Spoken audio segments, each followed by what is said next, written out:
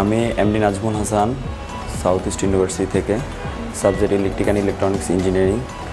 এখন যাচ্ছি অস্ট্রেলিয়াতে, University of Technology Sydney, subject masters of engineering. আমি অস্ট্রেলিয়াতে পড়াশোনার ক্ষেত্রে আগ্রহী হয়েছি আমার ফ্রেন্ডকে দেখে।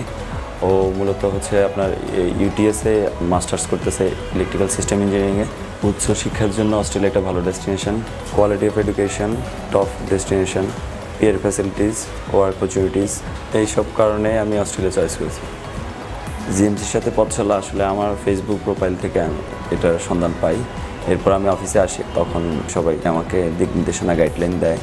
সেই সুবাদে আমি ওইভাবে আপনার অ্যাপ্লাই করি। ফাইল প্রসেসিংয়ের টোটাল সাপোর্ট জিএমসির সহ আমাকে সবাই সহযোগিতা করে।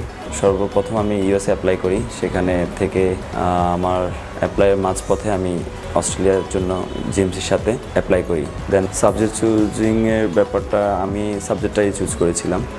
আর এরপর স্যারদেরকে বলি, স্যার আমাকে আন্তরিকভাবে সহযোগিতা করে। এরপর জুলাইয়ের 12 তারিখে আমি অ্যাপ্লাই করি, ভিসা সাবমিশনের জন্য করি। এরপর আপনার 25 তারিখে এমওআই দিয়ে আমার ভিসা হয়। আমার পরিচিত কেউ যদি বাইরে পড়াশোনার ক্ষেত্রে আগ্রহী হয়, সেক্ষেত্রে আমি সাজেস্ট করব জিএমসিতে আসার জন্য।